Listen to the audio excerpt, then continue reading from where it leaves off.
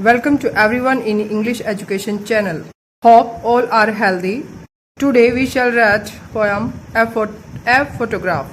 First poem of 11th class, A Photograph, written by Shirley Tousell. Shirley Tousell was a great poetess. Shirley Tousell was an English writer, poet, journalist and local politician. Shirley Tousell द्वारा लिखी गई poem a photograph, यह poem अपनी mother की death के ऊपर उन्होंने लिखी हुई पोयम है। The poem photograph is a tribute to the poet's mother. 3 stages of time span is focused here. इस पोयम में शेरली टाउसेल अपनी मदर को याद करती है। उनकी मदर मर चुकी है और यह पोयम एक ट्रिब्यूट के रूप में उन्होंने अपनी मदर के लिए लिखी है। यहाँ पोइटेस कार्डबोर्ड पर लगी हुई फोटोग्राफ में अपनी मदर की फ़ोटो को देखती है। फ़ोटो के अंदर उनकी मदर की एज 12 इयर्स की है, यानी कि वो चाइल्डहुड एज में है। पोइटेस की मदर 12 साल पहले मर चुकी है। वह अपनी माँ के लॉस को एक्सप्लेन करती है इस पोएम के माध्यम से। पोइटेस अपनी माँ के ओल्ड फोटोग्राफ को कार्डबोर्ड पर देखती है।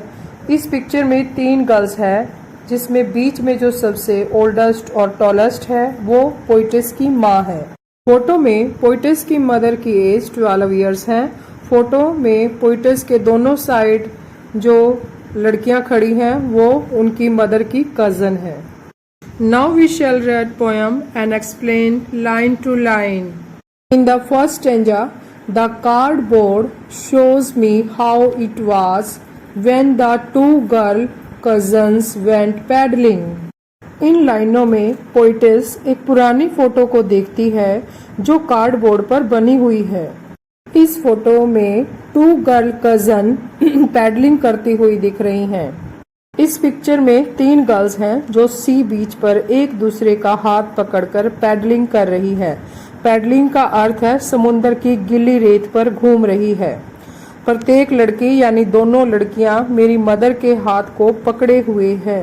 ये दोनों लड़कियां मेरी मदर की कजन सिस्टर हैं।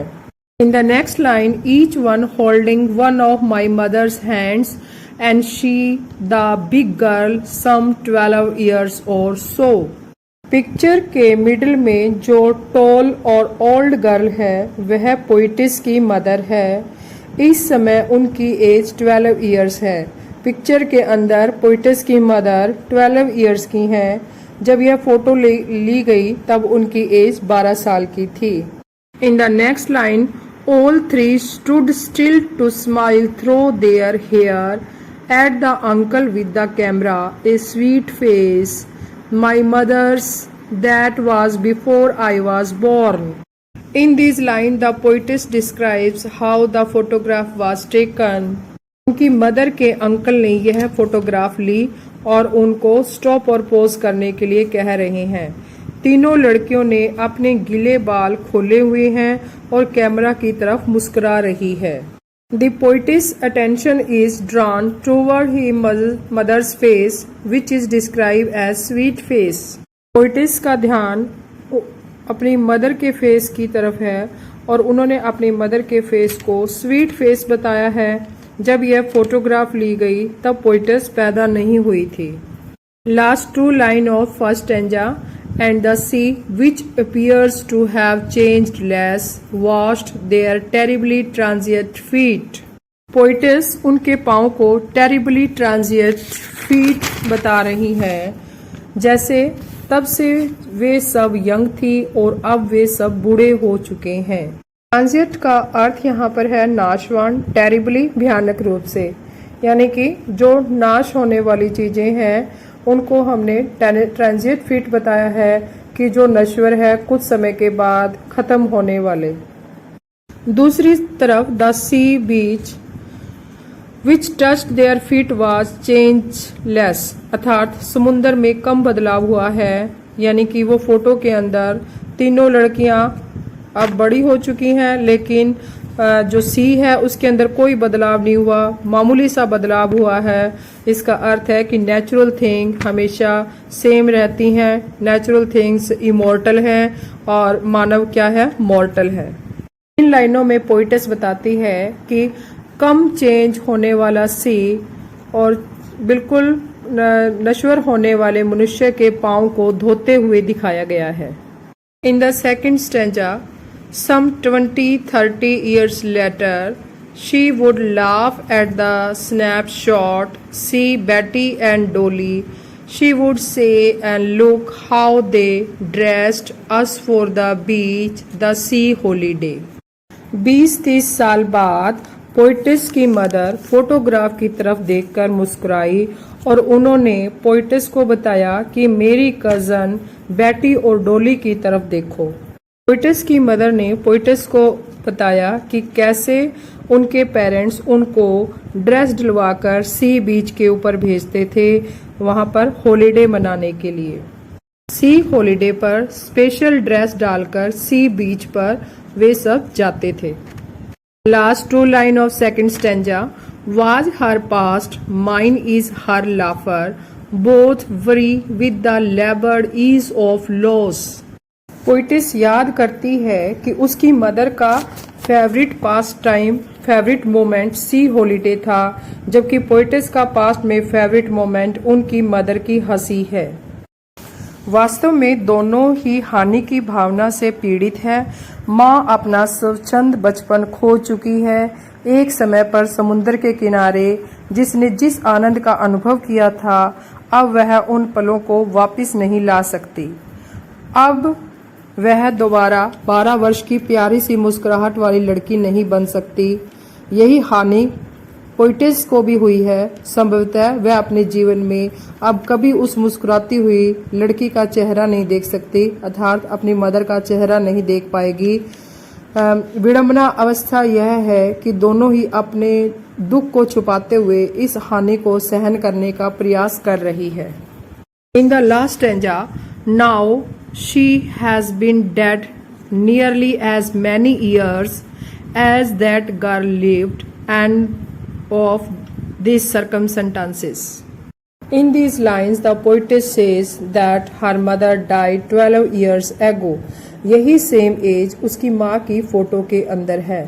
जब भी पोइटस अपनी मदर की डेथ के बारे में सोचती है, तब वह उसको एक्सप्लेन नहीं कर सकती कि उसकी मदर की मृत्यु का उन पर क्या प्रभाव पड़ा है। यहाँ सर्कमस्टेंसेस रेफर करता है death of the poetess. Circumstances mean poetess की मदर की मृत्यु। Last two line of last stanza, there is nothing to say at all, it's silence silence. Poetess कहती है अब इससे ज्यादा कुछ कहने को नहीं है, सिर्फ साइलेंस है, साइलेंस है। डेथ ने उनकी मदर को साइलेंस कर दिया है, यानी कि शांत कर दिया है, जिससे पोइटस भी स्पीचलेस हो गई है, यानी कि बिना शब्दों के मूक हो गई है। पोएम के 3 स्टैंजास डिपिक्ट करते हैं 3 डिफरेंट फेजेस को। फर्स्ट करता है कवित्री की माँ का बचपन, जब कवित्री जन्म से पूर्व का समय, जब पोइटस पैदा भी नहीं हुई थी, और पोइटस की मदर का चाइल्डहुड एज, यानी कि फोटो के अंदर 12 इयर्स की एज। सेकंड, उनकी मध्य आयु, पोइटस की मदर की मिडिल एज और पोइटस का जब चाइल्डहुड चल रहा था। लास्ट स्टैंजा में पोइटस की मदर की डेथ और पोइटस का age time. Now we shall do some important questions. First question, what has the camera captured? कैमरे ने क्या फोटो ली? आंसर है The camera has captured the 3 girls, the poetess mother and her 2 cousins Betty and Dolly. Camera ने 3 लड़कियों की photo ली, इसमें से एक पोइटस की मदर है और 2 उनकी कजन सिस्टर है जिनके नाम है Betty and Dolly. They are in their swimming dresses. उन्होंने कौन से कपड़े पहने हुए? स्विमिंग ड्रेसेस डाली हुई है। The poet's mother is in the middle. Photo के मिडल में जो खड़ी है वो पोइटस की मदर है। They are holding the poet's mother 1 hand each. बीच में पोइटस की मदर खड़ी है और दोनों साइड वो उनके हाथ को पकड़े हुए दोनों लड़कियां खड़ी है। They are walking bare feet in sea water. समुद्री पानी में नंगे पांव वो चल रही हैं। Next question, what was the occasion, why did they go there? यह कौन सा अवसर था, वह वहां क्यों गई?